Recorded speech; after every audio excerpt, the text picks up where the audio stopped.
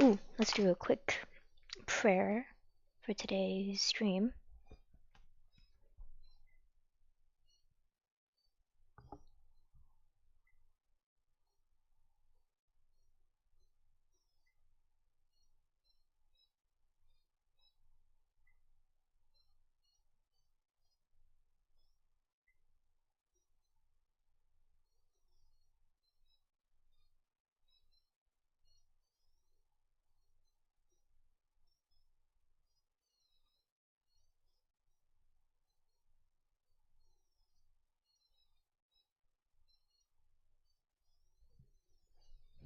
Okay, had to pray really quick. Hello, everyone. Hi, welcome, welcome.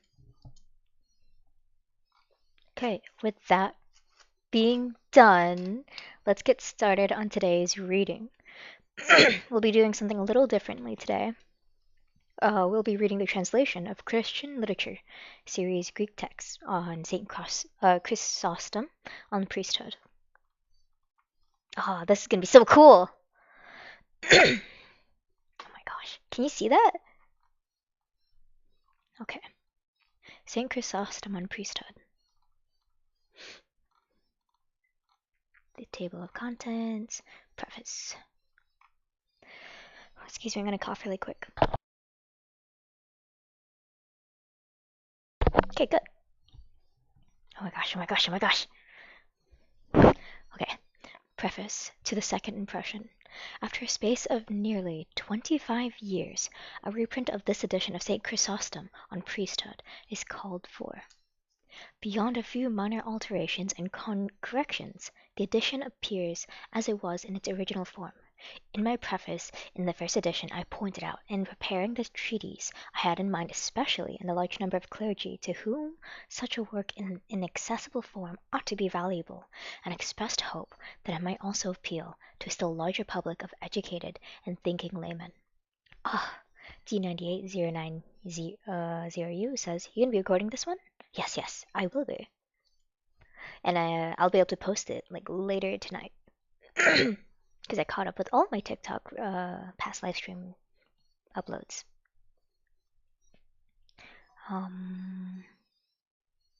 Okay.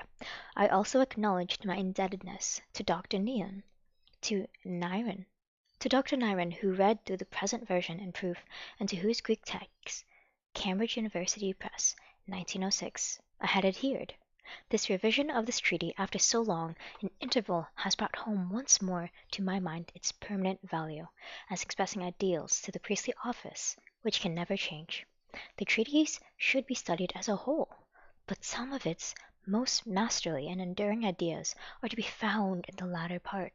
In particular, St. Chrysostom's description of the Christian priest at the Eucharist, Book 3, Chapter 4 of his work in dealing with penitence, Book 3, Chapter 5 of his personal character, Book 3 through Chapters 7 through 15, and the tact needed in social life, Book 3, Chapter 18, seem to me singularly modern in their application.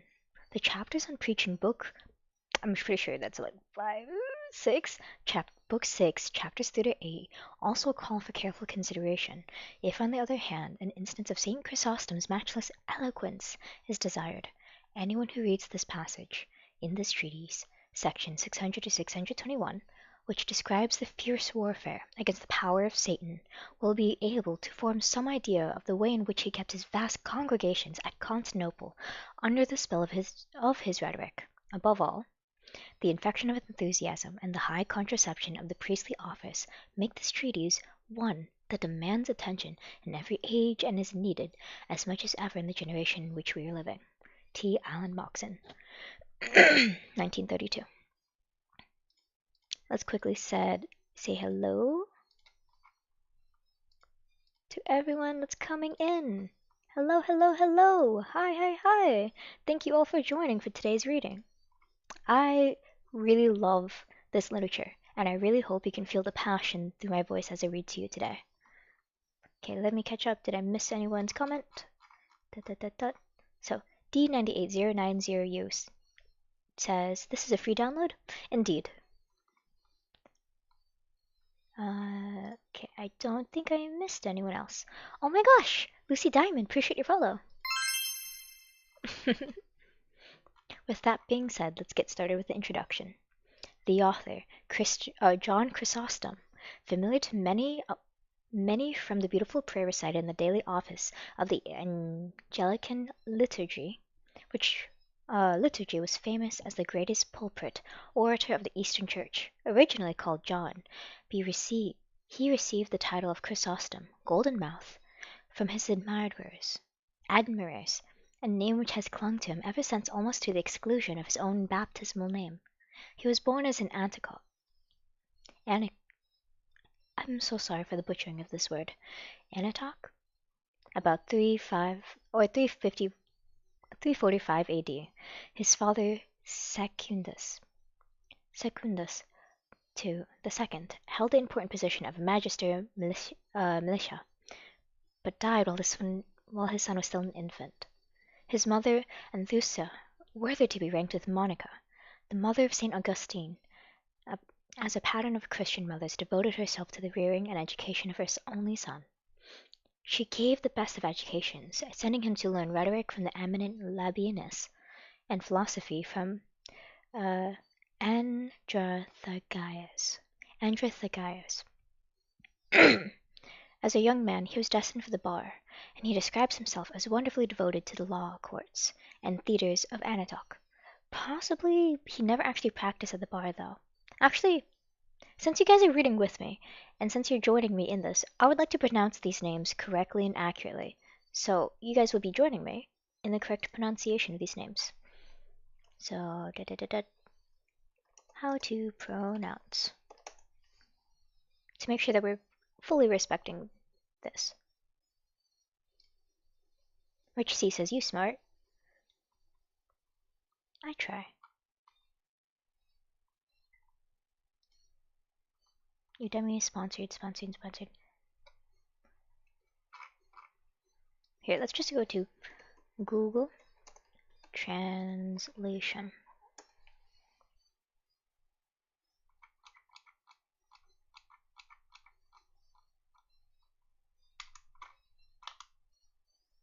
I have something better for you guys.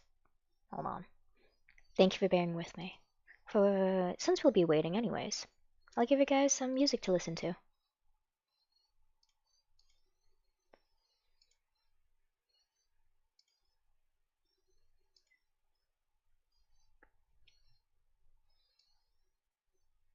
How's that? Can you guys hear the audio?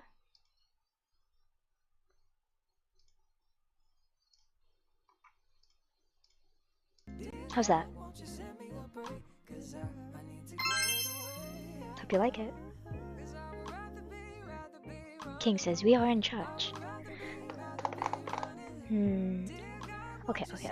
Here, so Google translate English to Greek. This is good now. And if I do this,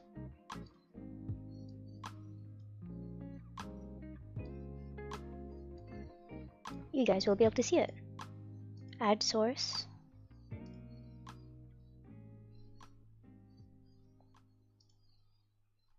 TikTok won't let me add it, so you guys will... Oh.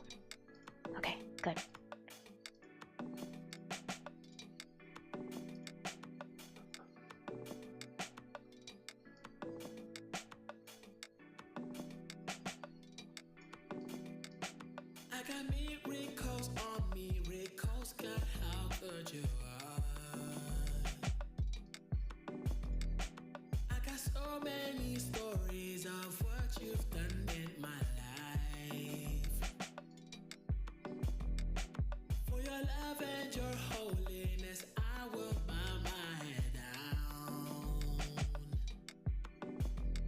I'll put this down here. Okay, let's now learn the correct pronunciation. Whoa, that's a gorgeous name. Here, let me add this into chat so you guys can hear it. Listen to this. Watch. Andrathagieos. I will not be able to pronounce that correctly, but that is absolutely gorgeous. Oh my gosh, Gulam, appreciate your follow. Let me scroll up, see what comments I've missed. There we go. This is where last left off. Dave says anecdote, not anecdote.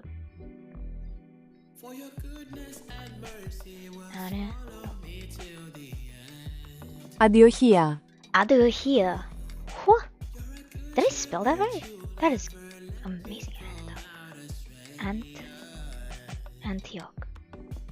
Adiohia. Adiohia. Adiohia. That is amazing. This is gorgeous. Antioch. Antioch. Adiohia. Antioch. I'm pretty sure it's the English pronunciation. Antioch. Wow. Brenda says, what is on about? Rich C says, me no. Hello, hello, hello. Thank you guys for joining here.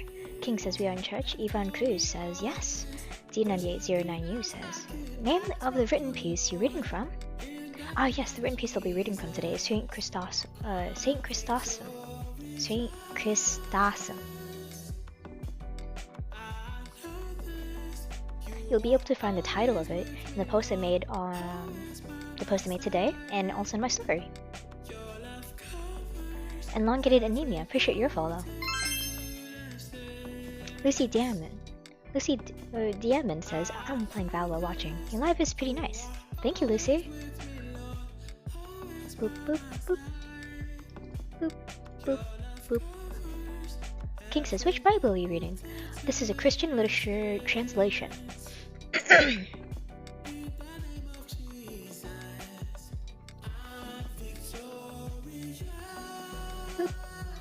Wow, these are a lot of new people today. Yo, appreciate your follow. Okay, now that I've caught up, let's learn how to pronounce these names correctly. Antioch. Antioch.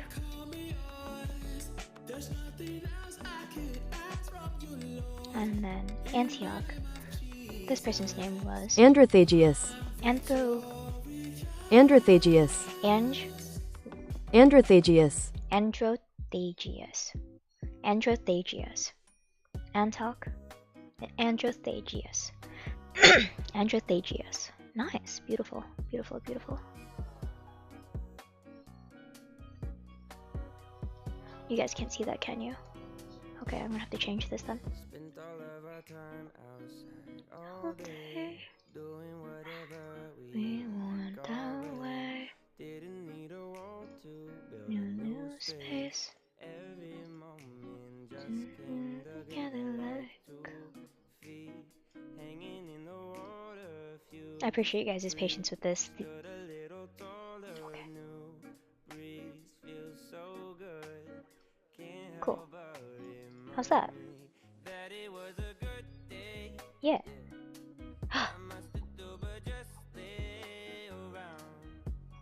Okay, cool. Nice. Mika says, hi, enjoy your Bible reading yesterday. Joined to see what chapter you're on. S says, fellow surface listener. Asha says, I haven't seen you in a minute, gangy. Hey, what's up? Okay, so Androthagius. Androthagius and Antioch.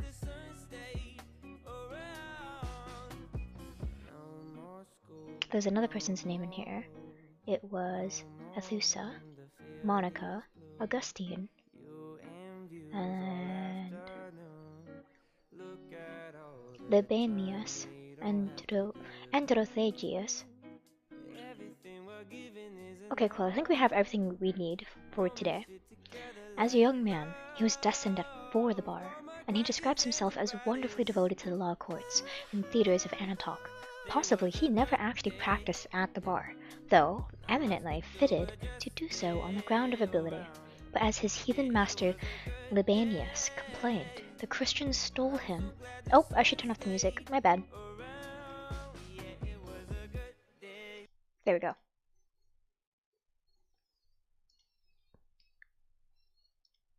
Cool. Aja says, what you reading? St. Christopherson's on Priesthood. A Christian translation, or a translation of Christian literature of Greek literature. A turning point in his life was his baptism, which he received at the hands of Meletius, Bishop of Antioch, between 368 and 370 A.D. The custom at this time was for baptism to be deferred until comparatively late in life, a habit due to superstitious terror of post-baptismal sin, which is regarded by many as the sin against the Holy Ghost. After his baptism, he was appointed by Meletius as a reader in the church, an office which gave him power to a minor part in the public service. From this time, he was seized with the desire to devote himself to true philosophy, or, in other words, to enter a monastery. This would have done but for the entries of his mother, Enthusa, which was described by himself in the present treatise from one of the most pathetic passages in all his writings. Induced by his mother for the moment to remain at home, he was startled to hear the report that he and his intimate friend Basil were in imminent danger of being taken against their will and consecrated bishops of two of the sees at the time vacant in Syria. The two friends agreed to act in concert, and Chrysostom pretended to acquiesce in receiving the office. But when the time of consecration came, he concealed himself and left Basil to receive the office alone. When taxed with the breach of faith, he alleged his own incompetence for the work and his fear of depriving the Church of the good services of Basil. If he had revealed his intention to him beforehand, Chrysostom now spent some 7 years of his life in a hermit in the mountains near Antioch. It has been supposed that this took place after his mother's death, but the reference in 542 of this treatise seems to suggest that he entered upon the monastic life while his mother still lived. Here he endured all kinds of privations and hardships, and permanently injured his health. Many of his experiences are reflected in the treatise, especially in the sixth book, in which he does not give the impression of retaining the whole of his early enthusiasm for the monastic ideal. He returned to Antioch in 381, when he was ordained deacon and later priest, and entered upon the 17 years of his life during which he gained his chief reputation as a preacher.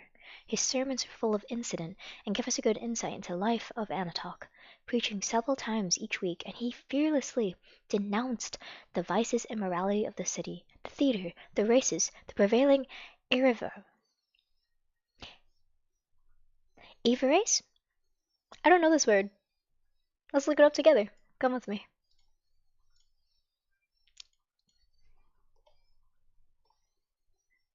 Avarice. Avarice. Φιλαργυρία. Philadelphia. Avarice. Interesting. So the prevailing avarice, luxury, and lust all came in a share of his denunciation, and was so packed with his church that he was compelled to warn his bearers against the many pickpockets who found it profitable to be regular members of the congregation. One incident of historic importance in illustrating the personal influence of Chrysostom may be mentioned in the year 387. A great riot arose in Antioch against the Emperor Theodosius. I don't know how to pronounce this. Man, we're learning good words today. Theodosius. Theodosius. Thank you. Against the Emperor Theodosius. Did I say that right? Theodosius. Theodosius. Cool. Emperor Theodosius. That's a gorgeous name. Owing to the burden of taxation, the people broke down, and the royal statuses, including the emperor's noble and blameless wife, Felicia, who had recently died. The anger of Theodosius was so great that he would have utterly destroyed the city, but for the actions of Chrysostom, who induced the aged Bishop Flavian to intercede in person for its safety. Chrysostom's celebrated course of 21 sermons, preached at this time on the statuettes, still exists, and is among the most admired works. In the year 397, Chrysostom was appointed patriarch in Constantinople, much against his will. Here, at the center of court influence and court intrigue, he found himself in uncongenial surroundings. His eloquence soon attracted the masses of the people, but his outspoken denunciations and worldliness of the clergy and court circle and his simple method of life made him many enemies. The Empress Eu Doxia. I'm assuming that's the word eudoxia, but just to ensure that we are accurate, let's always make sure we are correcting ourselves as scholars and Eudoxia. students. Eudoxia. Man, that is so pretty. The Empress Eudoxia, at first an admirer, was converted into an opponent by his uncompromisable hostility to all that was base in the court, and the climax was reached when Eudoxia. Eudoxia believed she saw reference to herself in a sermon of the patriarchs relating to Elijah and Jezebel. As if his opponents at Constantinople were not numerous enough, Chrysostom had the misfortune to incur the enmity of Theophilus, Bishop of Alexandria, because of his kindness to certain monks banished from Egypt on the ground of heresy, for favoring the teaching of Origen. 4 of these men, known as the Tall Brethren, owing to the great stature, fled to Constantinople, persuaded Chrysostom to intercede for them. Theophilus, long since jealous of Chrysostom's resolved, as a result of this, to join his enemies in an attempt to overthrow him. A packed synod was convened on the Asiatic. This is where we look up the word. Let's go. How are my scholars doing in the chat? Asiatic. Asiatic. Hello, everyone in the chat. I'll be reading comments again. Hey, Jono. We're reading the translation of Greek Christian literature of Saint Chrysostom's on priesthood. So continuing. I did not remember how to pronounce that. Let's go again. Asiatic. Asiatic. Asiatic. Beautiful. So, a packed synod was convened on the Asiatic side of Bosphorus, on Bosphorus in the year 403, known as the Synod of the Oak. You okay, Star? No, I'm just taking down. Oh, okay. That's my little sister in the background. And condemned Chrysostom on the most absurd charges. He was sentenced to banishment and left for the Pontus. Such, however, was the fury of the populace, that the Empress Eudoxia, alarmed at their violence and terrified to the earthquake which she superstitiously attributed to the departure of Chrysostom, sent to recall him at once. The reconciliation was brief. 2 months later he preached a sermon on the death of John the Baptist, and in denouncing the vices of the city was reported to the Empress to having used these words: "Again Herodias is mad. Again she is raging. Again she is dancing. Again she is demanding the head of John upon a charger." It is uncertain whether these words attributed to him were ever uttered, but the Empress believed him to have used them and insisted on his banishment. Amid scenes of great disorder, Chrysostom was exiled on June. I believe this is 5044 or 544. 404. 404. Let's go.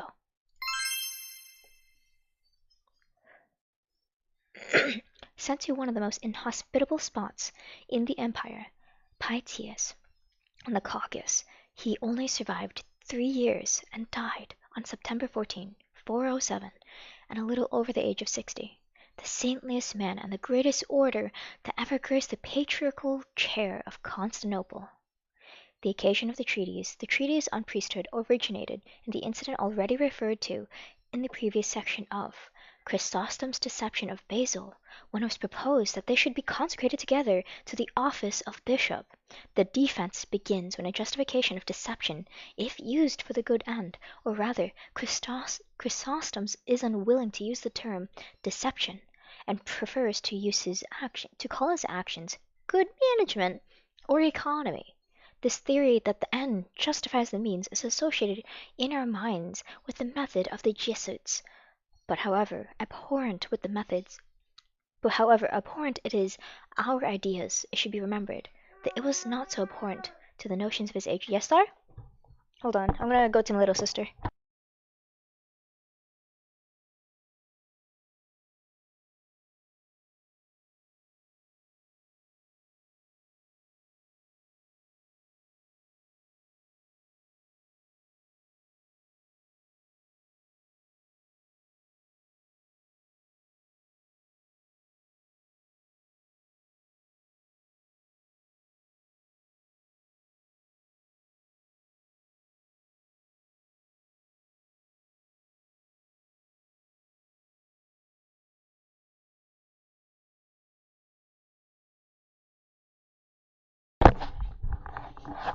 What's up? How are you?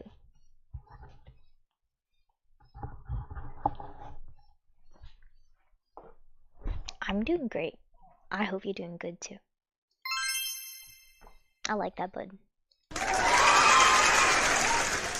let's continue.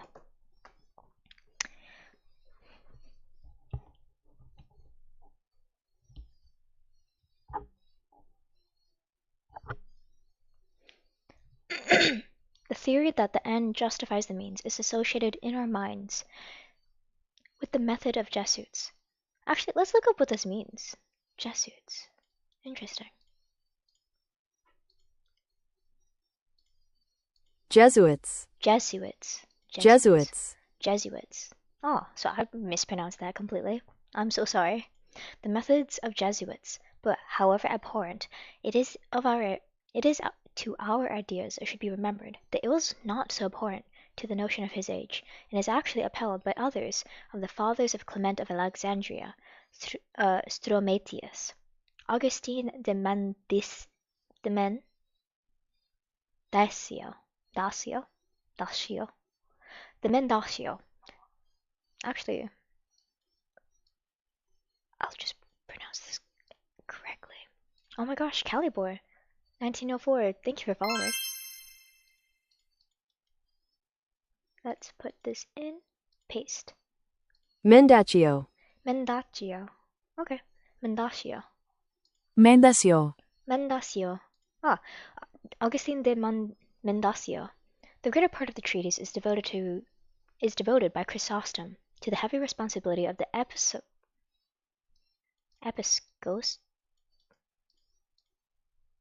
Here we're learning big words today. Episcopal. Episcopal. Episkopikos. That is not a word I know how to pronounce. Episcopal. Episcopal. We'll go with that. Use tofu. Appreciate your follow. Kellyboy says, so do you believe in that? Obviously. How could you not? The truth is truth, regardless of subjective belief. The greater part of the treatise is devoted by Chrysostom. I last left off in the episcopal. Episcopal. Episcopal office and its own incompetence for the work. It is by reason of the eloquent descriptions of the magnitude and dignity of priesthood that this is a treatise is generally regarded as the finest of all Chrysostom's works. The dangers and temptations of the ministry are so well described and characters depicted are so human that the treatise is of permanent value to the clergy of every age. This is a really great book. I highly suggest to follow along with this, with the readings I'll be doing today, especially for the entire week. Third, the structure of the treatise. The treatise on priesthood is divided into 6 books. The book, for 1, deals with Chrysostom's friendship with Basil, and the desire to lead a common life of monastic retirement, the protests of his mother against the plan, the proposal to consecrate the 2 friends to be bishops, Basil's consecration and Chrysostom's withdrawal, Basil's reproaches and Chrysostom's reply, in which he remarks on the great advantage of deceit when it is well timed. Book 2 emphasizes the great importance. Yes, Star? Oh yeah, guess what? Chicken butt. What?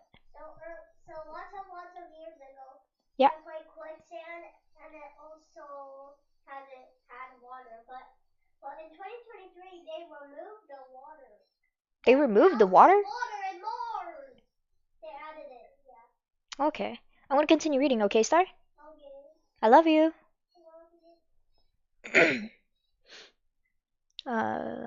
Reproaches and Chrysostom's reply, in which he remarks on the great advantage of deceit when it is well timed. Book 2 emphasizes the great importance of the priestly office and delicate tact required, and Chrysostom's unfitness contrasted with Basil's fitness for the work. Chrysostom concludes by asserting that his flight is so far from insulting the electors, freed them from much blame. Book 3 describes further the dignity of priesthood. The Christian priest is greater than the old high priest, than a king or father. St. Paul's view of the office is cited.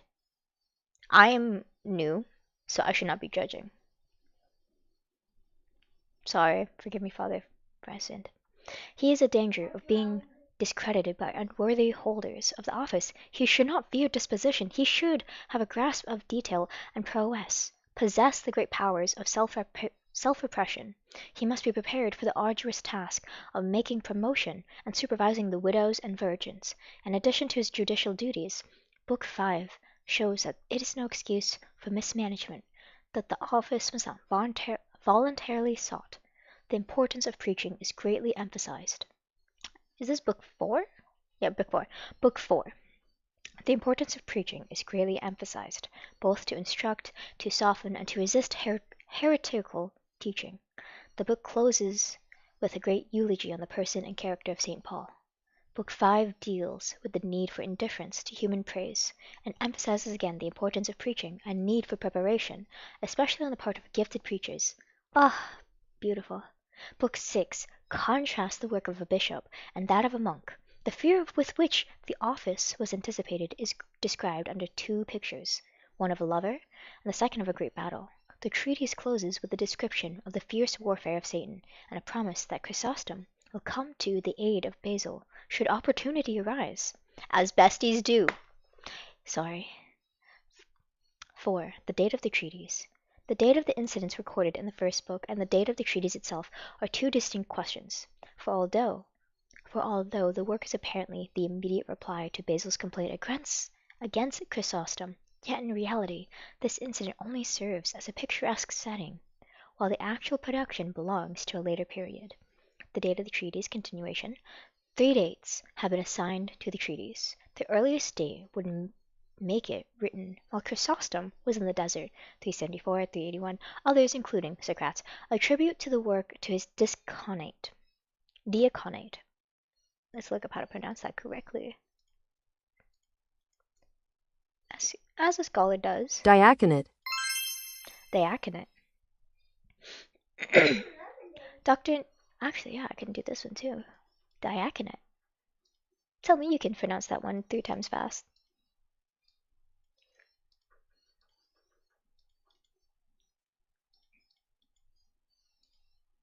Nairn. Nairn. Ah. Dr. Nairn, however, who discusses the subject at considerable length and adduces new evidence, concludes that neither of these superstitions is correct, but that the treatise was written in 387, immediately after Chrysostom's ordination to the priesthood. The arguments in favor of this view, which seems quite conclusive, are appended. 1. Eternal evidence.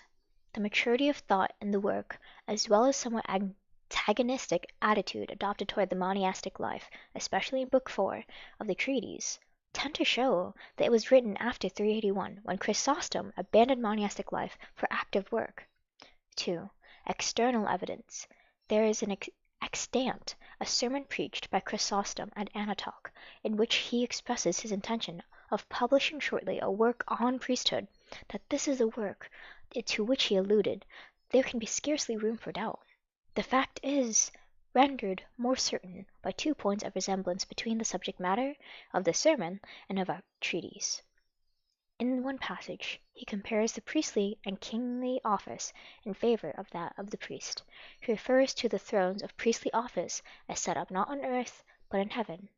Shortly afterwards, he quotes the passage from St. Matthew, in which the passage of absolution is given to the Church, a power alluded to several times in this treatise. This sermon must have been preached after Chrysostom's ordination as priest. As an Antioch, preaching was no part of the duties of the diacon. The work was published, therefore, after the year 386. Jerome, writing in 392, refers to the treatise on priesthood as known to himself. It therefore follows that the work was published between the years 386 and 392. If we make allowance for the time which would inevitably elapse between the publication of the work and the reference to it by Jerome, and assume that the occasion of writing would be reasonably suggested to Chrysostom by his own ordination as priest, we may date the treatise with tolerable certainty at 386, or very shortly after that year. 4. The text of the treatise. I think there's 5. 5. The text of the treatise. Although the present edition does not call for any detailed account of the extant manuscripts of the great Chrysostom's work on the priesthood, and their relative value, yet the English reader may not unnaturally ask to know something of the sources to which we are indebted for the text of the treatise. As we have it at present, it will not therefore be out of place to give a brief summary of the various manuscripts and versions which enable us from our present text. Such evidence may be divided into 4 classes. 1. Manuscripts. 2. Quotations in other writers. 3. Ancient translations. 4. Printed editions. Owing to the popular character and practical value of the work, these various authorities are more numerous than in the case of most theological treatises. 1. Manuscripts. For over 1,000 years, the publication of the treatise, the copies were multiplied by scribes who copied them out into manuscripts. Of these manuscripts, a very large number exists now in different libraries in various parts of Europe. The Biblioteca Nacional Paris contains no less than the 19. Other are to be found in Oxford, Munich, Berlin, Florence, Rome, Venice, and Vienna. Dr. Narn, in his comparison of these with one another, divides them into 4 main groups. Each of these groups consists of manuscripts which, by their resemblance to one another, and difference from members of the other groups in certain details and errors which are bound to occur when transmission is by writing, appear to be descended from a common ancestor. As a number of these manuscripts date back to the 19th century, it is clear that the parent manuscripts go back considerably further, and by comparison of the points of difference, it is possible to arrive with some degree of certainty as to the original form of the text. 2. Quotations. Side by side with the actual manuscripts, evidence it is possible to verify the accuracy of certain passages when they are found quoted by other writers. Thus, Enthusiast's appeal is quoted at length by Simeon's Metaphase. I'm going to put this into Google Translate. Let's go. Yeah.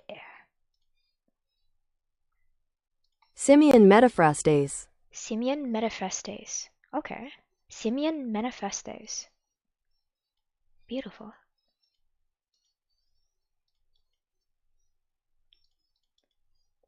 Simeon Metaphrastes. Anthusa. Anthusa. Okay. By Simeon Metaphrastes, a writer of the 10th century, is paraphrased by Georgius Alexandrinus, 7th century, and is quoted again by an anonymous writer of the 10th or 11th century. 2 passages also are quoted by Suidas. Suidas.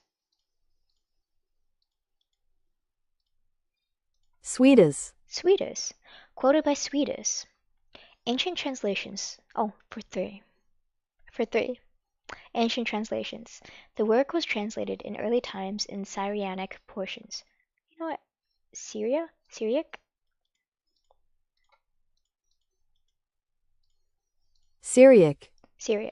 Syriac portions, of which date from the 19th century, exist in British museums, and also into Latin. The best and earliest Latin version cannot be dated with accuracy, but it is believed by Bengal, who edited the treatise in 1725, to be perhaps older than all existing manuscripts. 4. Editions. Since the invention of printing, the Greek text has been edited 17 times, translated into English 7 times.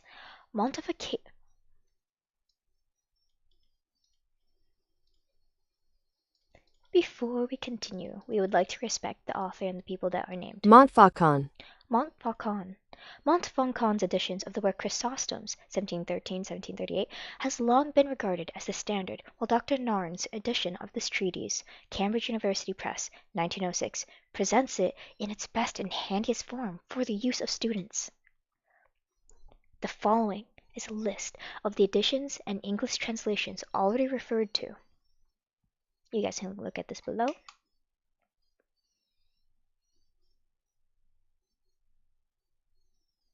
The following works of St. Chrysostom will be found useful for the English reader.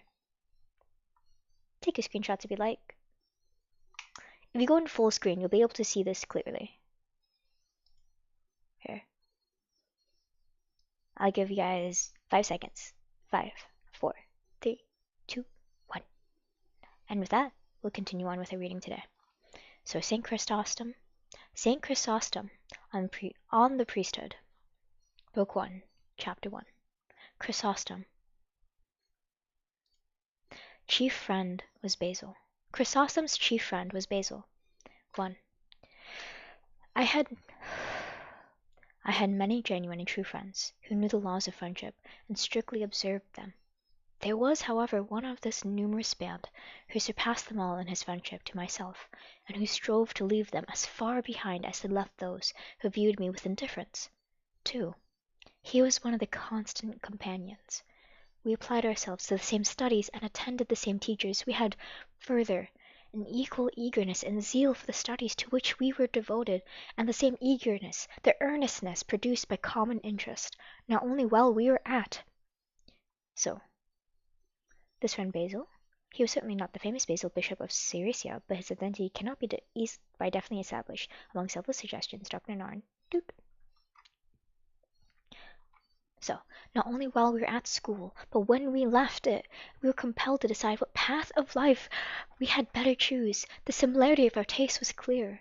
3. Besides these similarities, our tastes were clear.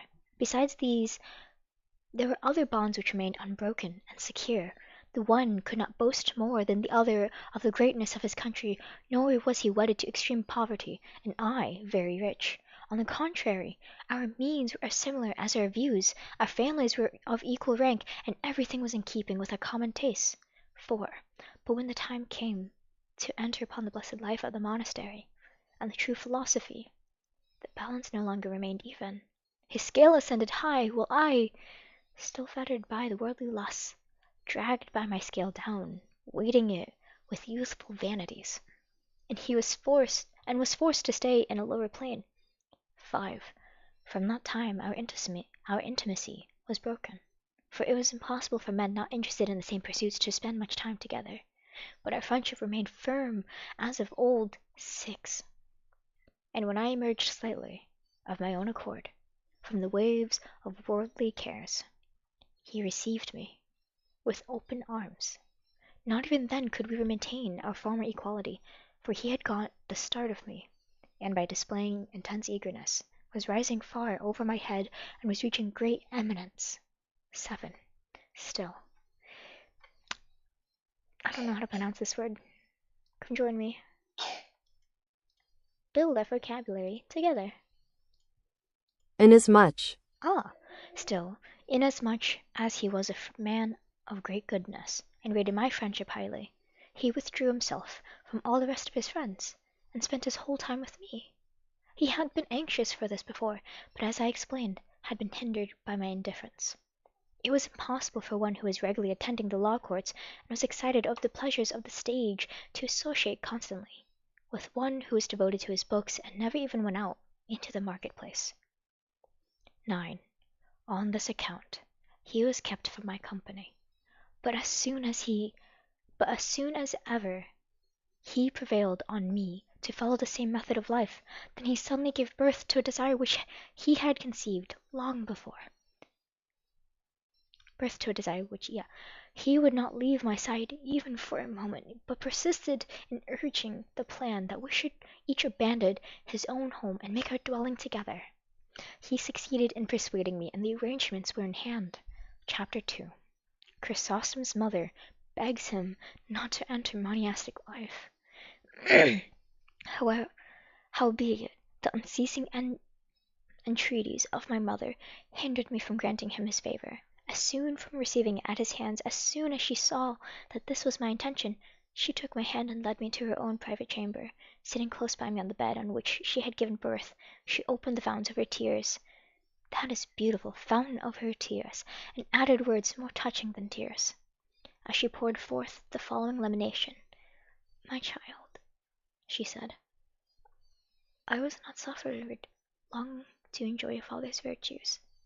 Since such was the will of God, his death followed my travail over you, and left you an orphan and me a widow before my time, with all the horrors of a widow's life, which only those who have experienced them can estimate correctly. No words could describe the stormy sea into which a girl enters, who has only just left her father's house without any experience of the world, and is suddenly stricken with irrepressible sorrow, and compelled to face cares too great for her age and sex. She is compelled to correct the indolence of servants, to guard against their misdeeds, to repel the designs of kinsmen, to submit with a noble spirit to the rudeness of the tax gatherers and the extortion with which they extract the tribute. And should her dead husband have left a child behind, even if that child be a girl, great anxiety will be caused to her mother. But still, that anxiety will be freed from expense and fear, but a son fills her with countless alarms every day that passes, and still more numerous anxieties. I say nothing of the heavy expenditure of money with which she is compelled to incur, if she is desirous of giving him a liberal education. Still, none of these thoughts induced me to contract a second marriage, and to introduce another husband to your father's house. On the contrary, I remained patient, while troubles surged around me, and I did not turn my back upon the iron furnace of a widow's life. My chief help was from above, but I received also no slight consolation amid those trials. As often as I looked on your features and preserved in you a living and exact image of my dead husband, for this reason, while you were still an infant, and had not yet so much as learned to speak, at the time when children give most pleasure to their parents, great was the comfort which you afforded me. And further, you cannot cast even this reproach against me, that although I bore my life as a widow with fortitude, yet I diminished your father's property owing to the needs of my widowhood, a fate which I know many suffer who have had the misfortune to be fatherless. I preserved this property intact and entire, and I omitted nothing of the expenditure with which your reputation demanded, but I paid it from my own purse, from the dowry which I brought from my home. Do not think that I recount this now by the way of reproach, but in return for all this I beg one boon of you. Do not inflict a second bereavement upon me, and do not rouse afresh that grief with which now sunk to rest. Where was I? Nay, wait for my death. It may be that I shall depart before long. They who are young look forward to distant old age, but we who are grown old have nothing to wait for but death. When then you have consigned me to the ground and mingled my remains with your father's bones, and set out on long travels, and sail whatever sea you desire, there will be none to hinder you. But so long as I breathe, endure to live with me. Do not give offence to God in vain by overwhelming me with such misfortunes, for I have never injured you. If indeed you have reason to complain that I distract you with worldly cares, and compel you to direct my property, then respect neither nature's laws, nor education, nor custom, nor anything else, but flee from me as a traitor, as an enemy. But if, on the other hand, I do everything to provide much leisure for you in the journey through this life, at least let this bond, if nothing else, keep you by my side. Even if you argue that thousands love you, yet none will allow you to enjoy such freedom as this.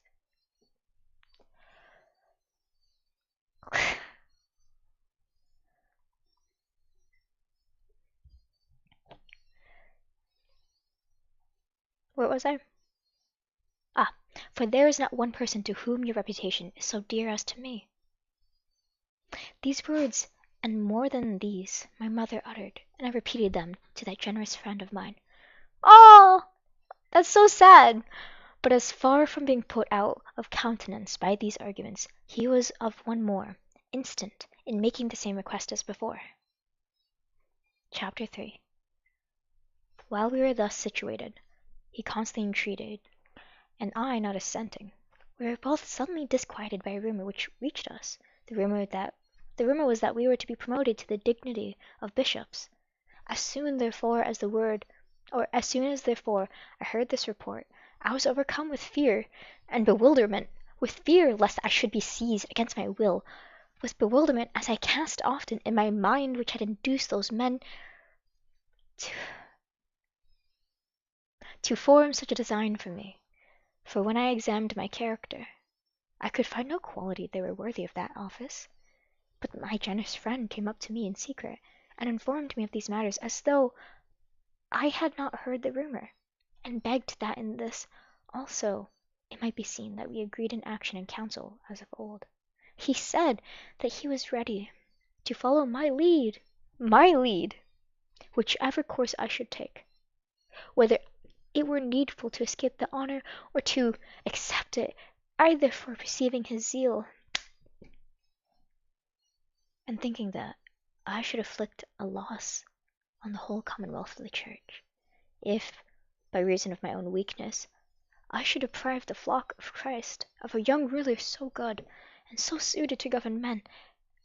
Did not unfold my opinion on these matters to him, although I had never before allowed any of my designs to be hidden from him. But I said that it was needful to defer our plans on these matters until another season, for at the present the question was not urgent, and persuaded him to take no thought for these matters for the moment, and caused him to feel confident. Instead of saying what he actually felt,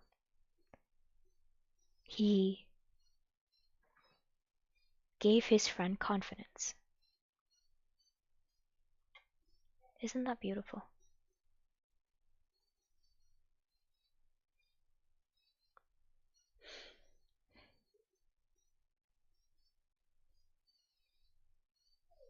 I'm trying to find where I last left off because I can't find it. I'll continue right here. I had never before allowed any of my designs to be hidden from him, but I said that it was needful to defer our plans on these matters until another season, for at the present the question was not urgent, and persuaded him to take no thought for these matters for the moment, and caused him to feel confident that I should act in concert with him, should any such fortune ever befall us. Howbeit, when a short time had passed, and he who was to consecrate us had come, I remained in hiding, while he, knowing nothing of this, was taken away on some other pretext and received the yoke, expecting from my promise to him that I too should certainly follow, or thinking rather that he was following me. For certain of those who were with him, seeing him chafing at his capture, deceived him by crying out that it was strange that he whom all considered the more headstrong, that is myself, had yielded to the decision of the fathers with great submission, while Basil, who was far and the more reasonable and submissive, waxed bold and vainglorious, and showed himself restive, unruly, and wilful. He yielded to these words, but when he heard that I had escaped, he came to me with downcast eyes and sat by my side.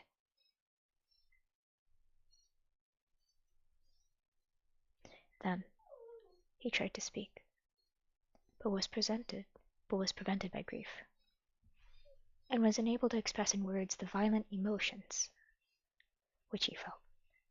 No sooner did he open his lips than speech failed him, inasmuch as sorrow cut short his words before they could pass his lips.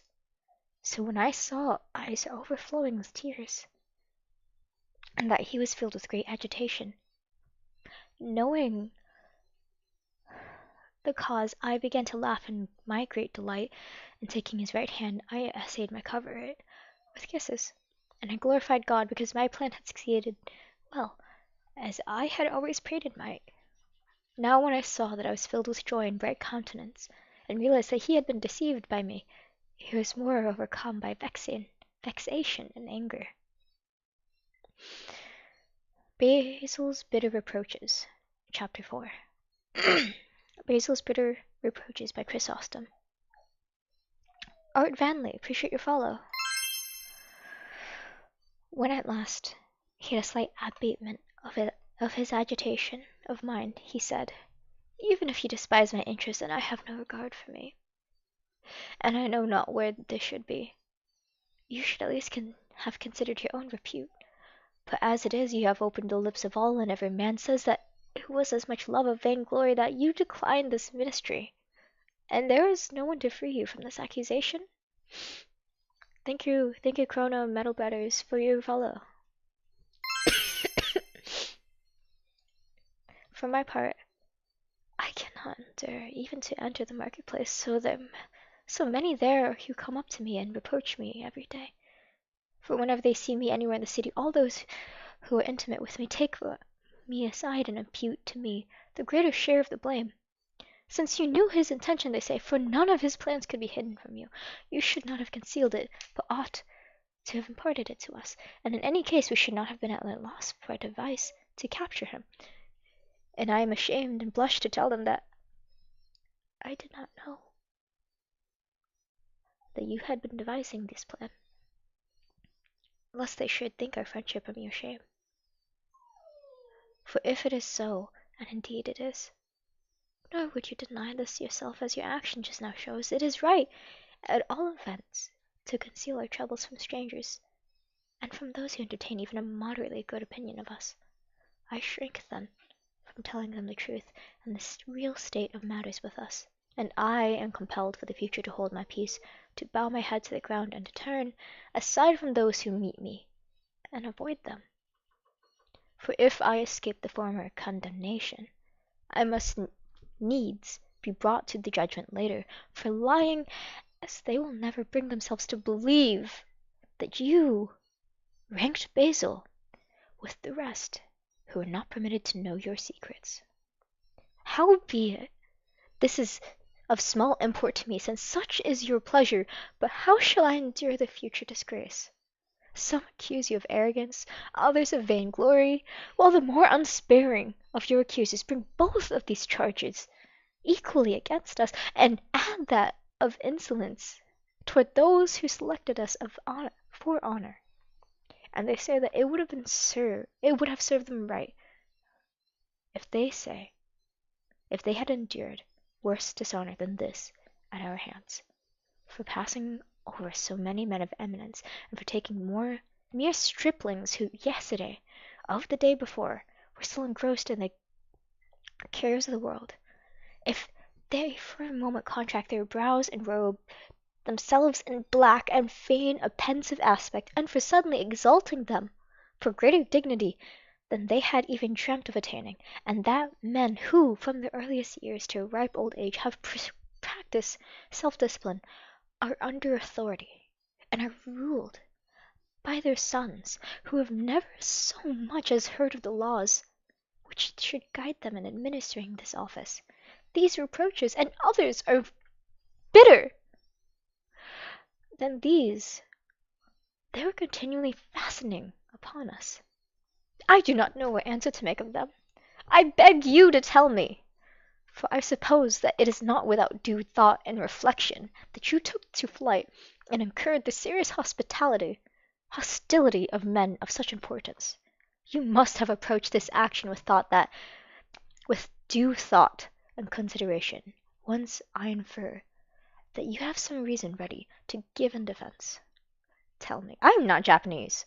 Tell me, then, whether I shall be able to offer any just excuse to those who accuse you. I do not demand any account for the wrong you have done to me, nor for your deceit, nor for your treachery, nor for the treatment which you have enjoyed at my hands in the past. Indeed, I freely entrusted my very soul, so to speak, in your hands, but you used as much craft towards me as if your work had been to watch against enemy. And yet, had you known that our plan was profitable, you should not yourself have refused the advantage. But if you thought if you thought it harmful, you should have saved me too from the loss, since you always professed to honor me above others. Yet you did everything to involve me in this snare, and you must needs use guile and craftiness towards one who in his words and actions towards you was always open and sincere.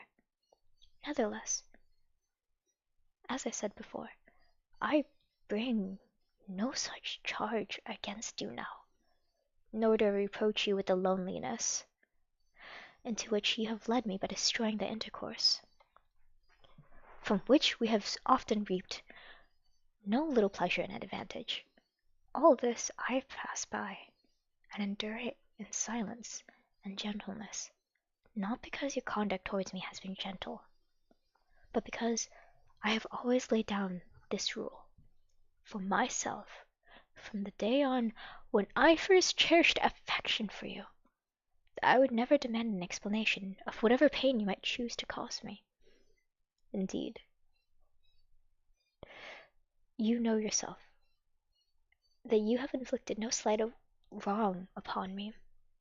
You remember the words spoken about us again and again by strangers and by ourselves, to the effect that it was a great advantage that we should be of one mind and strengthened by our mutual friendship.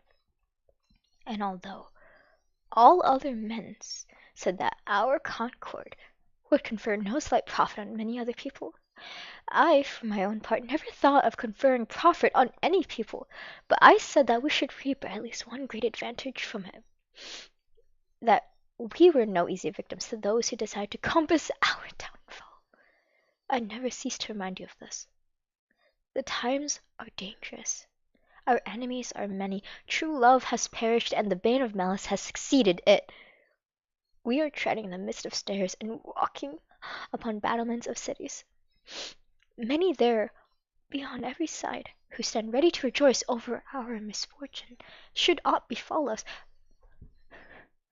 There are few, if any, to share our sorrow. Beware lest we incur much ridicule and damage worse than ridicule, should we ever be divided. A brother helped by a brother is like a strong city, and like a barred kingdom. Do not therefore destroy this true love, or break this barrier.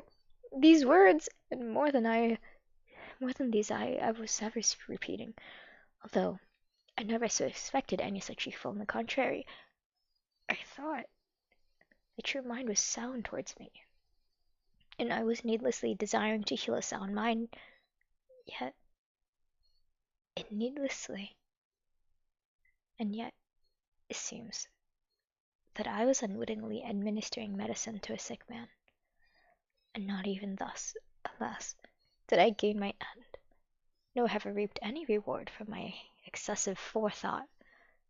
Heedlessly, you cast away all those maxims, and laid none of them to heart, but have turned me adrift, like a vessel without ballast, into an unexplored sea, and given no thought to those cruel waves with which I must needs contend, should it ever befall me to encounter calumny, or mockery, or any such manner of insolence and abuse, and such things must needs incur.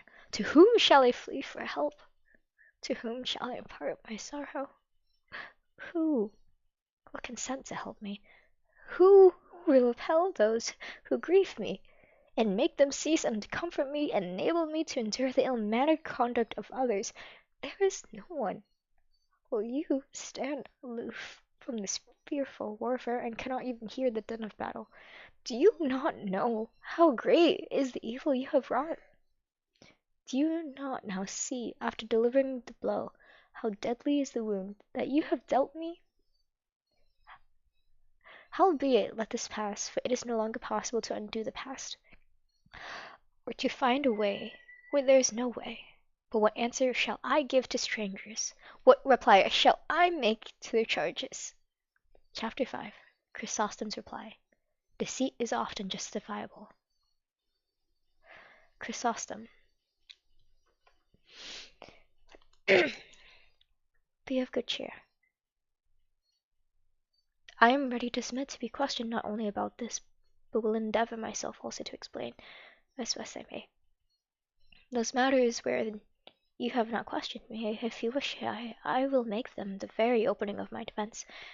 It would be strange, and indeed most perverse in me, were I anxious for the good opinion of strangers, and ready to do anything to prevent them from accusing us, and yet should fail to acquit myself in the eyes of my greatest friend, and that although he has treated me with such gentleness, that he will not accuse me for my supposed injuries to him, but sets his own interests aside and can still think of mine. And strange, if I thus showed indifference to him greater than the zealous care which he displayed towards me. How, then, did I wrong you? For this is the point at which I am resolved to launch into the sea of my defence. I am resolved to launch into the sea of my own defence. Is it that I misled you and concealed my intention, my own intention? But this was for the advantage alike of yourself who suffered deception, and of of them into whose hands I entrusted you after I had deceived you. For if the deception is under all circumstances wrong, and it is never lawful to use it when it be needed, then I am ready to submit myself to any court you may wish. Or rather, as you will never consent to bring me to court, I will pronounce verdict against myself, exactly as the jurors do against evildoers when they are convicted by their accusers. But if the deed is not always harmful, but is right or wrong according to the intention of those who use the device, cease to accuse me of a deception, and prove that I use the device for an evil end, since as long as this charge is absent, it will be the duty of those who are right-minded not to find fault and criticize, but to receive the offender with open arms. A timely deception used with right purpose is attended by such profit that many men have often been brought to account through being straightforward.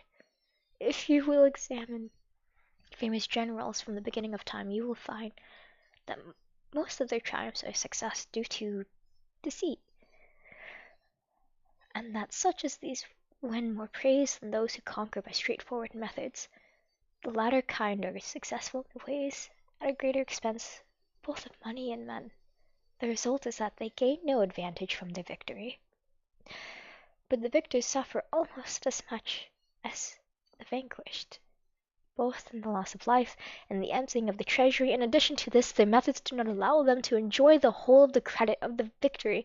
As a consequence, those who have fallen reap no small share of the credit, because they were victorious in spirit and vanquished only in body, so that had it been possible for them not to fall beneath the shower of missiles, and for a visitation of death not to check the career, they would never have desisted from their zeal.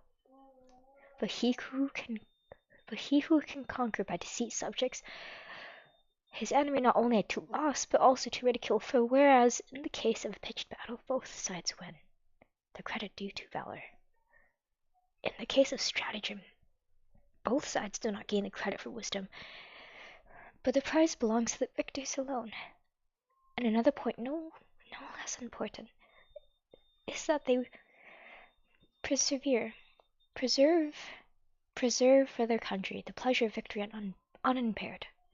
For prudence of mind is not like wealth in money or numbers in men. When anyone continually uses money and men in war, their supply becomes diminished, and fails the possessors. Yet in the case of wisdom, the more it is exercised, the more it is wont to increase. And not only in war, but also in peace, you may find many cases where the use of deceit is needful. And not only in politics, but also in domestic matters. A husband needs it for his wife, a wife for a husband, a father for a son, a friend for a friend, and sometimes even children for a father. For Saul's daughter could not have rescued her own husband by any other device from her father's hands except by misleading him. And when her brother wished to save the man whom she had rescued, when he was in peril again, he used the same weapons as he did the lady. Here Basil said, "None of this applies to me. None of this applies to me. I am not a foe, I am an enemy, nor am I one who plans your hurt, but just the contrary. I always entrusted all my plans to your decision, and was following in the path where you bade me. Chrysostom, why, my good friend, why, my good and dear friend, this is the very reason why I myself said before that it is right to use deceit, not in war alone, not towards enemies alone, but in peace and towards valued friends. to learn that deceit is useful not only to those who practice but also to those who suffer it. Go up to any physician and inquire how they rid the sickness of their disease. You will hear them tell you that their skill unaided is not enough, but on occasion they take deceit to their aid and unite the assistance derived from this with their skill, and so restore the sick man to health. When the plans of the physicians are hindered by the whims of the sick and the obstinate nature of the disease itself, then it is needful to put on the mask of deception, and to the character that they may be able to conceal the true character of what is happening, as they do on a stage. If you wish it, I myself will relate to you one of the many frauds which, as I have heard, the sons of the physicians devise. Once a fever fell suddenly upon a patient with much violence, and his temperature kept rising.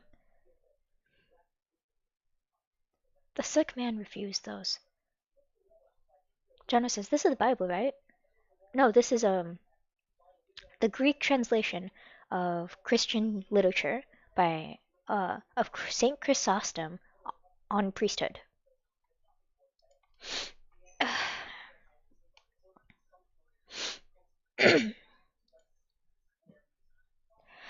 Once a fever fell suddenly upon a patient with much violence, and his temperature kept rising. The sick man refused those potions which were to alleviate it, but longed and earnestly prayed and besought all who entered his chamber that a copious draught of wine should be given him, and that this fell desire of his should be gratified. Howbeit, it would not only have kindled the flame of the fever, but have driven the poor victim mad, had any one granted him this favor. Thereupon, as professional skill was useless, deception stepped in and showed its power to be such as you shall now hear. The physician took an earthenware vessel, newly baked, and steeped it in wine, then drew it up empty and filled it with water. He then gave orders for the room where the patient was lying to be darkened by thick curtains, to the end that the light might not enter and convict the fraud. And he gave him the cup to drink, saying that it was filled with pure wine. Now even before the patient took it into his hands, he was deceived at once by the perfume which reached him, and had not patience to examine closely what was offered him.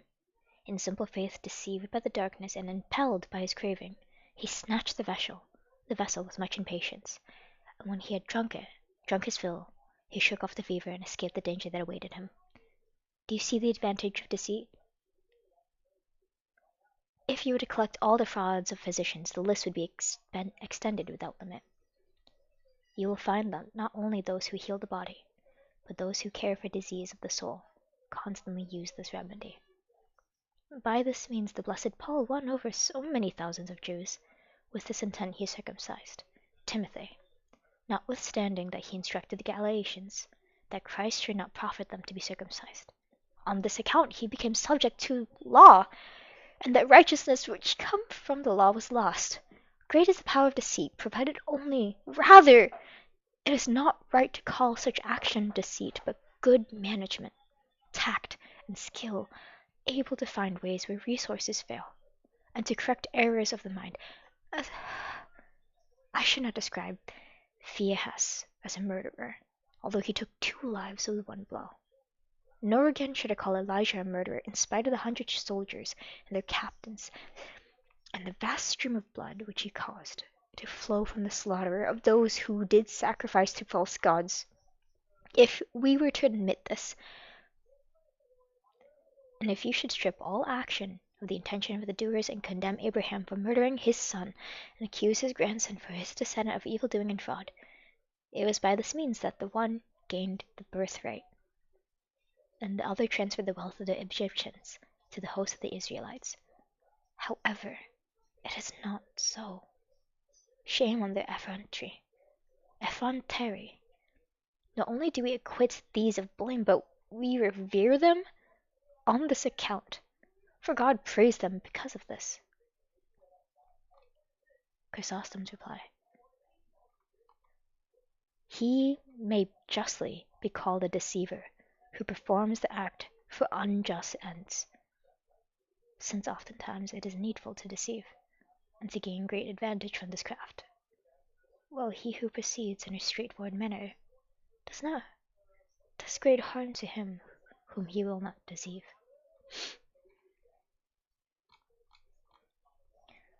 Tomorrow we'll be reading from Book 2, Chapter 1, on Chrysostom's deceit caused Basil to serve Christ. Wow. How do you guys feel about that? Max, appreciate you so much for the follow. Wow. To have a friend like this, to be friends like this, to be a friend like this. Could you imagine? Oh my gosh. Here, let me thank everyone that has sent gifts. And Biggie, thank you so much for the heart maze. User 2870225239835 says, I like the stories. Okay, let me scroll up and see what comments I've missed. There is a lot of people. Let me scroll up. I'll be reading comments right now. Okay, I think this is where I last left off. 18B, I appreciate you for the follow. Alex says hello again. Hello. 1 + 1 = Teo hahaha says meow. Hello. Hahaha. Soy sauce samurai like the life. Angel Gonzalez like the life. Angel Gonzalez followed the creator. Thank you. Iron Good Jr., appreciate your follow. Angelix says hello. I was wondering if there's anything about death and how to deal with it. There is, but I highly suggest you to discuss this with a pastor, or a priest. You can find them on TikTok. I'll need to make a collection list. I'm gonna add this into my entries right now, and add in make a collection for people to go to talk about the Bible. Because I'm a new convert, and I've also just recently been shared with the understanding that I shouldn't be preaching the Bible because I'm new. I should be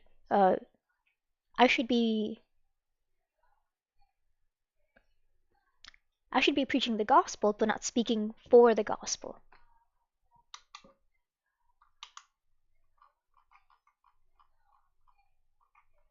So what I should be doing is directing people to people who know the Bible, who are scholars, and know how to actually speak upon the Word of God, because they know. I'm new. I converted I have to correct myself. I said 6 months ago. It's actually been 4 months. Abway says, what are we talking about? We're reading the book from the Greek Christian literature translation of St. Chrysostom upon Priesthood. Demon says, what a beautiful voice you have. Well, I have work in the morning. Thanks for the lesson, teach. Yek Yam says, type she.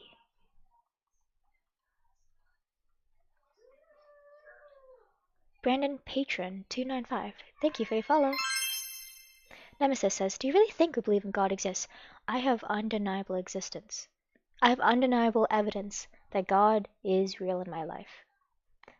There's nothing that would ever deceive me or pull me away from God, knowing the evidence I have through my life that got me to convert 4 months ago. Fierce Grasshopper says, future audiobook voice actress? Maybe. Jana says, hey, it's me. Hi. Jana says, hey, Babiel. Lol. Be sweet. Be sincere. You okay, Star? She's working. Jana says, I'm sus right now. No. Jana says, this is the Bible, right? No, this is a book upon the Greek literature translation of St. Chrysostom's on Priesthood. Stacey says, hi, you're a very well-spoken individual. Where are you from? Earth. Sneva says to Jana, sus. Jana says, lol. Oh, Requiem, hi. Jana says, I love her hair, though. Valiante says, hello. Valiante! Hi! It's been so long. Jonah says, I might go to sleep with her soothing voice. Maybe. I'll be ending the live stream by the next hour. Art Van Blay, appreciate your follow. The Metal Brothers, like the live. Chrono, appreciate your follow. Te Roken, appreciate your follow. Jin1389 says, Filipino ka ba? Appreciate your follow, Banana God Gaming. Jono says she's Japanese. Not Japanese. Jono says your ethnicity is Japanese, right? Nope. Jono says she's obviously American. That's correct. Jono says, but I think her ethnicity is Japanese. I'm not Japanese. Bunny says, can you say skibidi?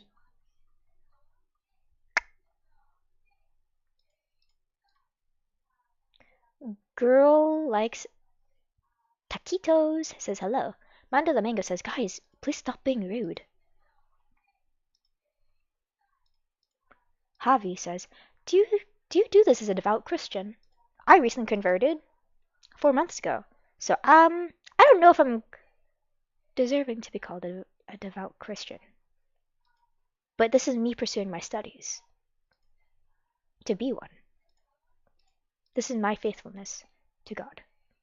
JXWQ says, Harry Potter for the next reading session? No! No! No! No! Jonah says, is there a dog in the background? There is.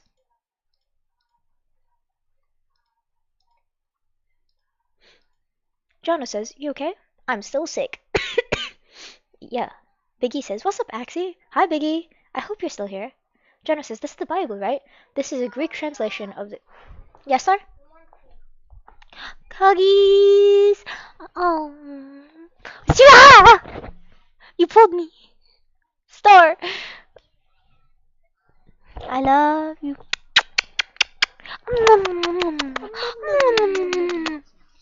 I give you explosion kisses. Come here. Come here.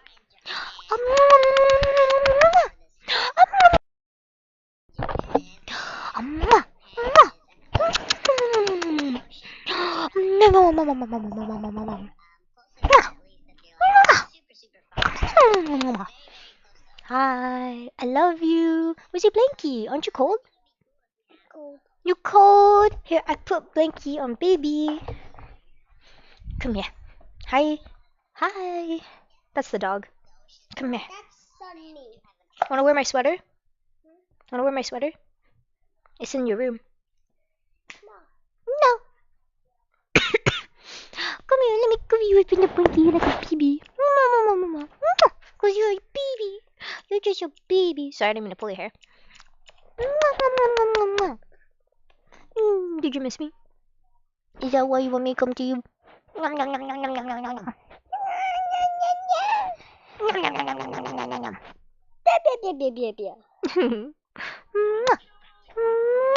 love you. Can I I love see you. this tutorial on how to make a rat? Yeah, do you want me to hold you? Do you want me to hold you? Mm-hmm. Okay, I hold you. And I hold you like a baby. Good job, little baby. I need to see how to make a rat in DTR.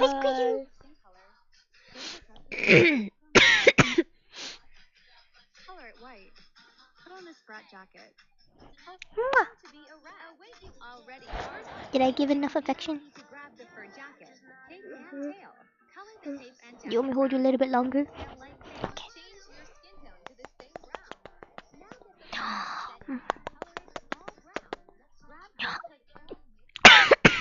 Okay. Cool.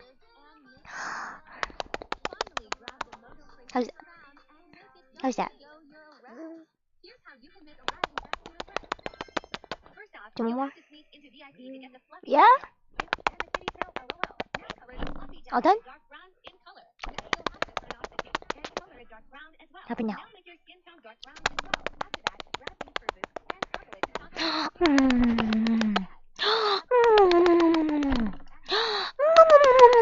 Me drowning. You're drowning. Let me stop. Yeah.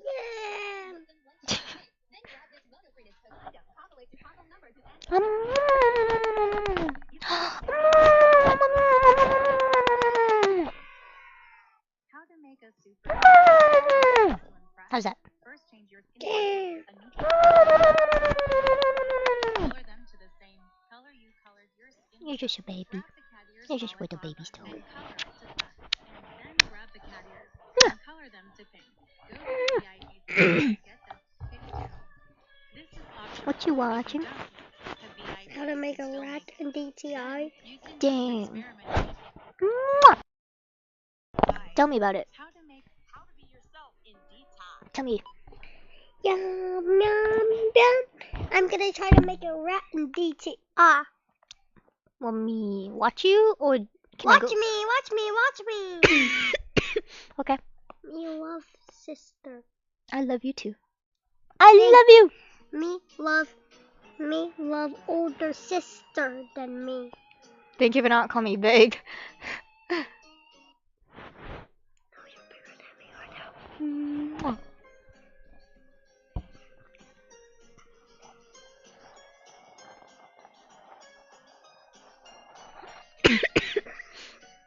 I'm gonna use this brown.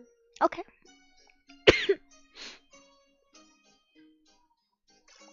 I'm gonna use the first set. Mhm. Toggle. What is it? What did that do? Make it longer. Oh.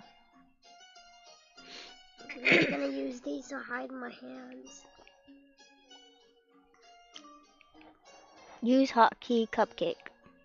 No, I do not want to. You kind of look like hot chocolate. Just wait. Okay. Let it cook. Let her cook. Can you kind of see it? What? Oh, yeah.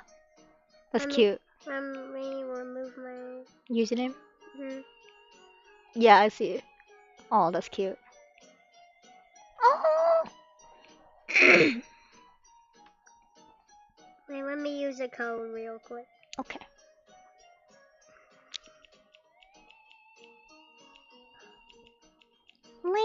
Bow. Oh, that is adorable. That's why I do not complain. But I'm gonna need my Lana bow. Why you keep doing that to me? I don't know. No, Maybe they want you to join them, that's why. No. I rejected them. Rejection, fetal, fatality. Isn't this so cute?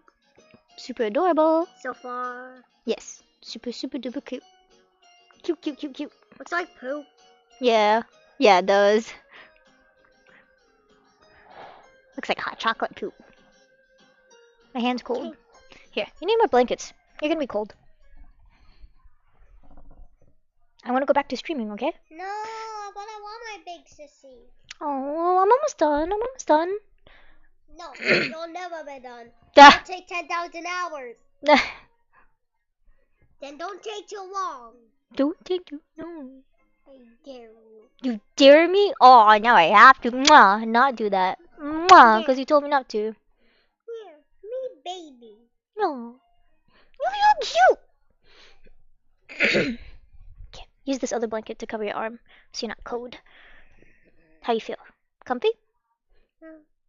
Cozy? Like a baby? Yes. So cute! Oh my gosh, you're so cute! I just want to squeeze you. Can I squeeze your cheeks? Okay, well, I'm sorry. Okay. Squeeze! I squish. No. Squeeze! Hey, squish. Okay, all done? No. I'll be back. Plus, my hands are super duper cold right now. I like it. You just want me to stay. But I like it. Okay, fine. Here. But I want to stay in the blanket too. So you're cold, hot. Hot, cold. So cute! Squeeze. Squeezy!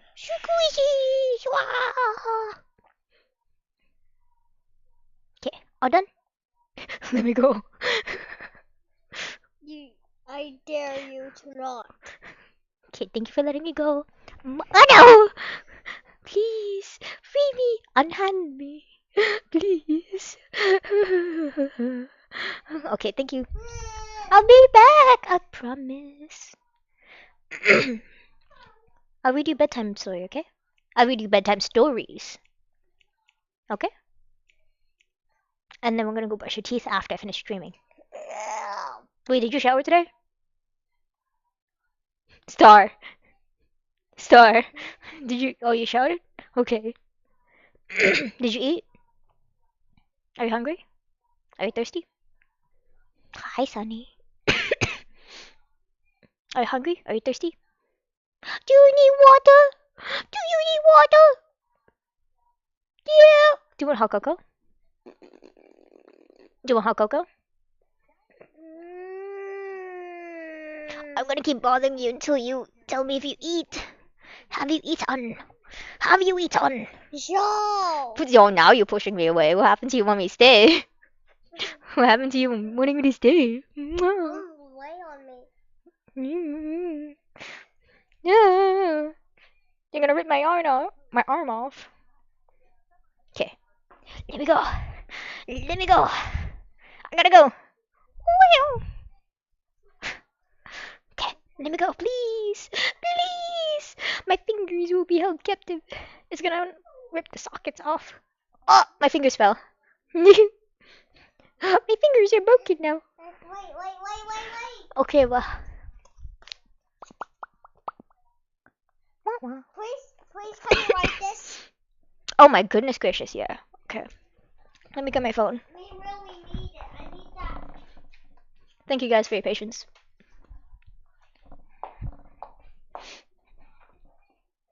Okay. Okay, I'm gonna take a picture. Okay, go. Okay. Game start. Pata. Pata. Me love you. I love you. I love Me you. gonna squish your cheeks if I can. So When my hard. acne's gone. Yeah. Because I don't want that to Marcus. transfer into you. Yeah. Like that? Yeah. You want me? No. Okay, Wait, got you. So, Moto, all caps. So just typing the cap numbers. Yeah, the cap thing. Yeah. So, Moto. No. Is that a 0? Yeah, that's a 0. So, MTO, or 0. 0. Then, Princess. PRINCESS.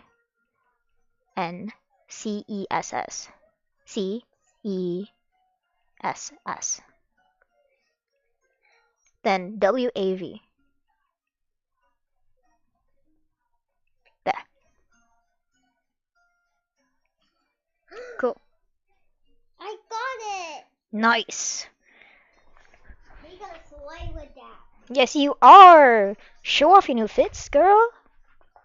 Cover your legs so your feet don't get cold. Here, lift your feet up. Lift the legs up. What? Where's the outfit I saved? In my belly. Lift legs up. Hey, you ate a rat. Okay. You comfy? You warm? You cold? Comfy. Are you cold anywhere? No. Cool. Okay, you want water bottle? Me want you. Okay. Did you eat? Yeah. Okay. I'm back. What's up?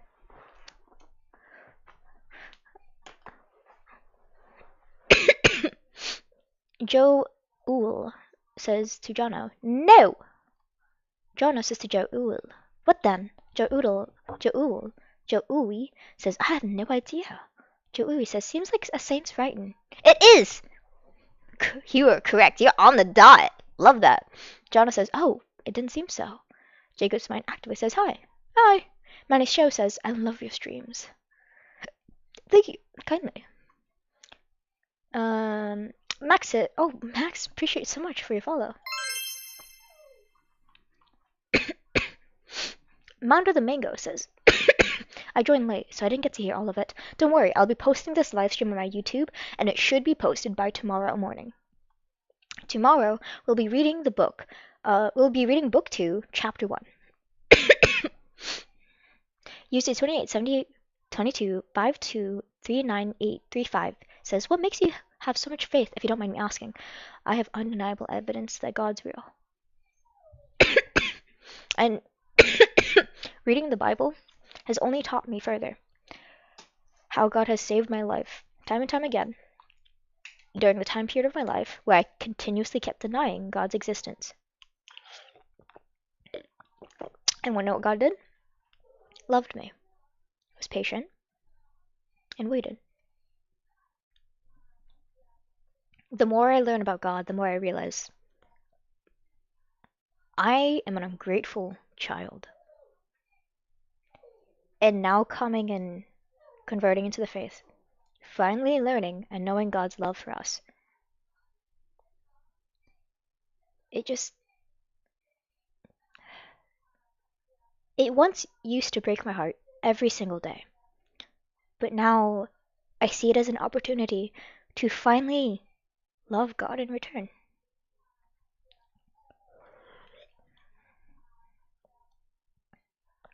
Oh, sorry, I was having trouble swallowing. Username I can't pronounce says, I just really want to know, but what made you convert to Christianity? I want to hear your story. So that's called a testimony, what my testimony is. I'll tell you after I catch up the comments. It's not going to be that much. It shouldn't be that high. Okay, I think, yeah.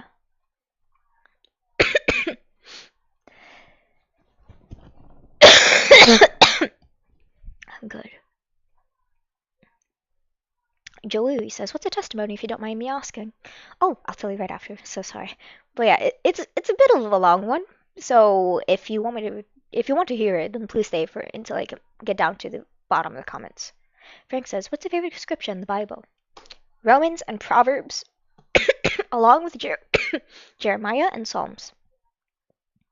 Username I can't pronounce says, I'm sorry, but you have such a soothing voice. It's almost like I'm listening to ASMR or audiobooks. Thank you. Thank you kindly. I'm going to screenshot that and add that into my thing. I have a thing where I save all my positive comments from people. All my favorite comments. Not even favorite, just like positive. Joey, appreciate your follow. Overlord1, appreciate your follow. Requiem says, I see that dress to impress in the background. Yeah, that's my little sister. Jay says, Mr. Readings. Hey, it's quite alright, don't worry. I'll be posting this live stream on my YouTube channel. You can find my YouTube channel in my link in bio. My YouTube channel should be the same handle name as my TikTok, as well as my Instagram. Excelia Curious. Frank, appreciate your follow. Pff, you cute star. Username I can't pronounce. Thank you for your follow. Kyle is King says, what's up? Kyle, what's up? What's good? Mondo the Mango says, God always loves us and forgives us. Yeah. It once used to make me sad. But now I could finally love God back. So it's more of an opportunity to finally see and love in return. Username I can't pronounce says, it somewhat motivates me to pick up a Bible when hearing people's testimonies. I understand. Sorry for sending that twice. Don't worry about it. I understand. Sometimes TikTok glitches. It happens to me too. I've been telling my testimony like over and over again to avoid. Pata. Username can't pronounce says, it's sent twice for some reason. It glitched out. It's also happened to me too. Y67K, appreciate your follow. My testimony, I've been saying it over and over again, so like, it's slowly no longer making me sad, but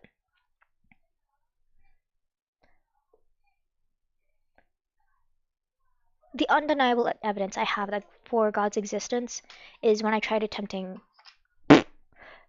6 times in 2 days. Yeah, I farted. Yeah, I farted. I farted, guys. When I tried farting 6 times in 2 days. And the entire time I felt like there was this like evil presence waiting for me to pull that plug off. Just waiting for me. And wow, I don't feel that sadness talking about the memory anymore. That's incredible. Sorry, I'm smiling because I'm realizing I'm healing. And I kept having small things coming up. Man, I wish I could call the person that saved my life, that was sent from God. But anyway, so they can help me share the testimony. I don't remember. Sorry, I'm so sorry. I don't remember my testimony. I tried attempting TikTok regulation says they will ban me if I say this word. So I tried attempting, and in my last moments, as I was writing my will and setting up for me to finally pull that plug, someone messaged me in my exact moment that I needed to hear. Something I needed to hear. Something that, like, I didn't need, like, pretty nice words like, oh my gosh, are you okay? No. And for anyone that knows my channel, knows I don't. Jonah says, oh my god, Lord, it's Roblox. Shush. For anyone who's been on my channel, for anyone who knows me, knows that on all my social media, I say, don't message me, I'll block you. And I do. I do. I block everyone who tries to message me privately. But this one person,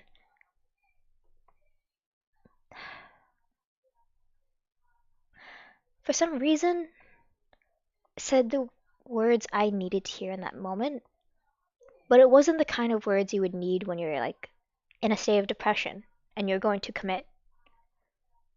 Because the way how I'm like when I'm in that state of mind is I want no one to pity me. I want nothing to do with those kind of stares or the stereotype that I'm helpless. Username, I can't pronounce this. I don't really remember exactly what scripture it was because I don't read the Bible. So it's quite alright. I just thought I should go to church one day, and it was life-changing in a way. I'm so glad. I'm so glad. Because I feel the same way. Jono says when he hears something crazy, what?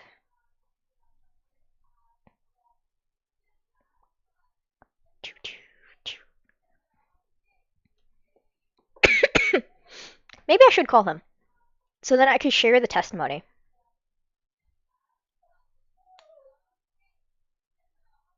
Because I can't remember my testimony anymore. For some reason, I can look at the memory, but I don't feel the sadness that I once felt. Like the dread and despair and hopelessness. In fact, I feel happy and joyful. I don't remember what it was like to be there anymore. Which is incredible because I never knew I'd ever get to this point in life. Thank God. Thank God for where I am today. Because suffering and sadness was something I was once familiar with, and now it feels like a distant memory. Huh. Interesting. Jono says, oh man, it censored it. Why? Because he's saying something inappropriate? Username, I can't pronounce this. Okay, sounds great. I'm happy you're doing better. Hold on, let me see if there's a name I can call you by. Keister. Okay, I'm gonna call you Keister from now on.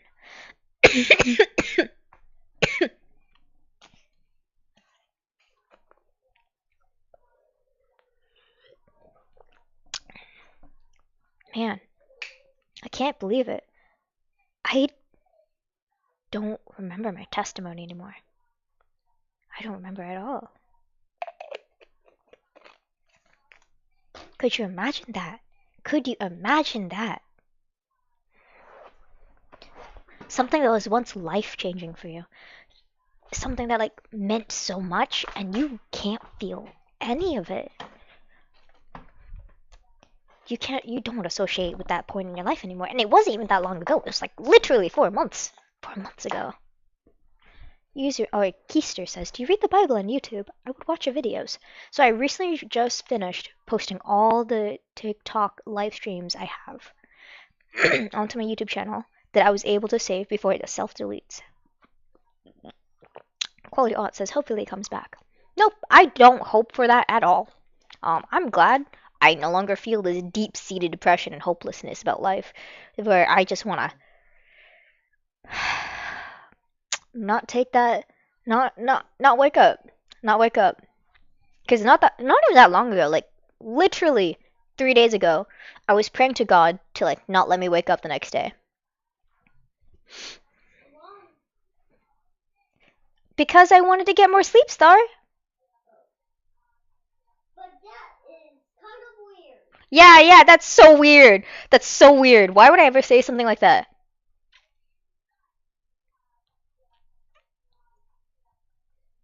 Man, that's crazy. What was I talking about? Oh my gosh. Quality Art says more sleep protect. Yeah, I wanted more sleep. And you know what? I got more sleep. God let me rest because I needed it. mm. What was I talking about?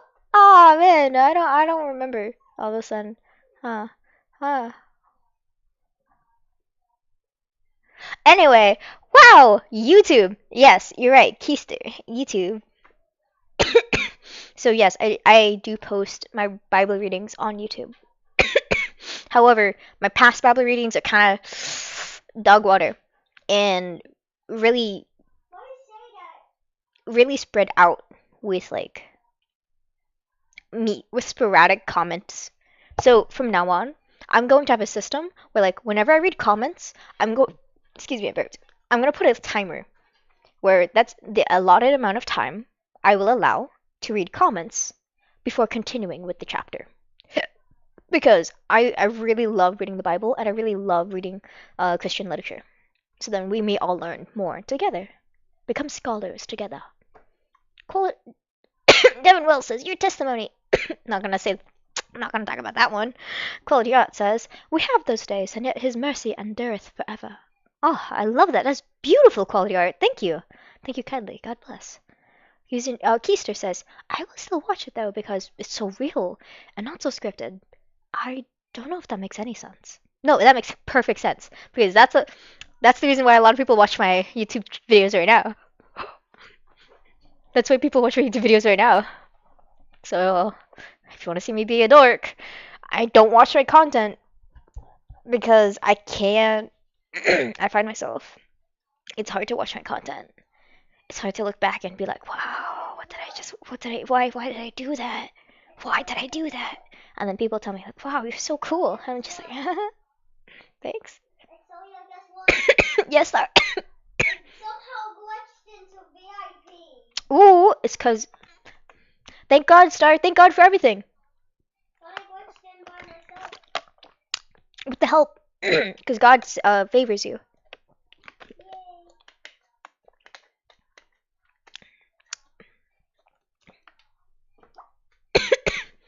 So I'm done with today's reading, and you guys just watch me be a dork, caring about my little baby sister. Now you have to be with me. Yeah, so I gotta go babysit her. Not even babysit. I'm gonna go hang out with my little sister. Okay. With that being said, wow, wonderful seeing you today. Thank you all for joining. And with that being said, have a wonderful night wherever you are, or a beautiful day if you're waking up. Peace, and God bless to everyone.